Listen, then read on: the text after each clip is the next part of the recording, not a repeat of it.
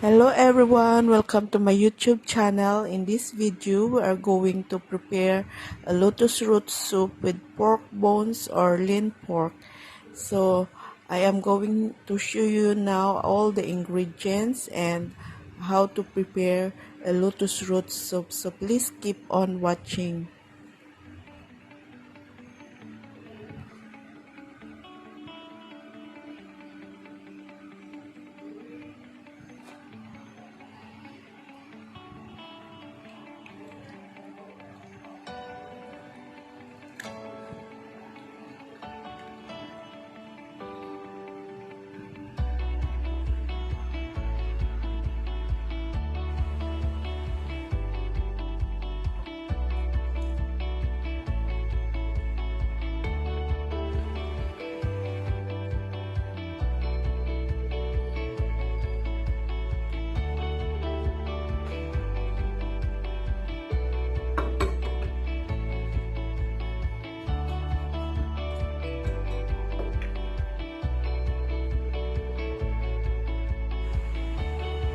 So our ingredients are ready. So we have one piece of lotus root, and I cut into this thick slice or round.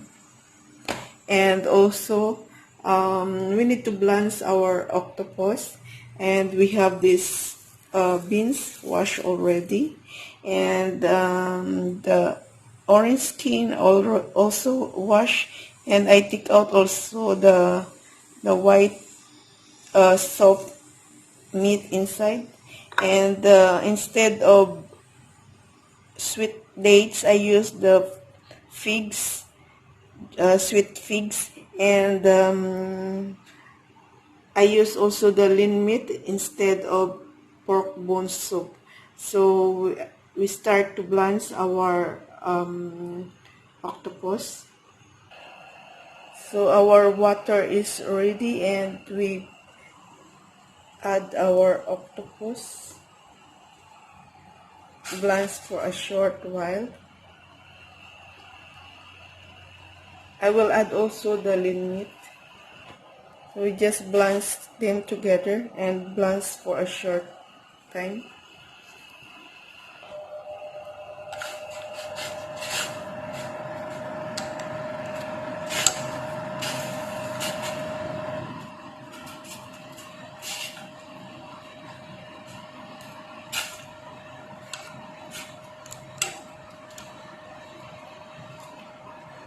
Okay. Prepare some water for boiling, and we will add all the ingredients when it's boiling. So we'll cover it first.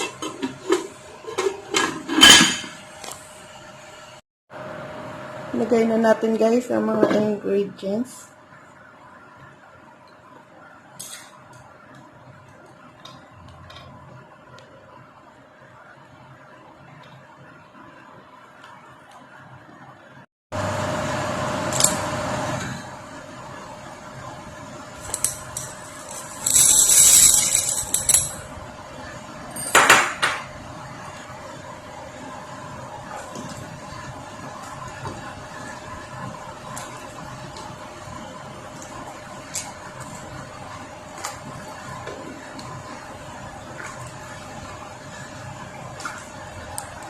So, pakuluan natin guys ng mga 1 oras at i-check natin kung okay na. Pag hindi pa, so dagdagan pa natin ng mga 1 oras ulit.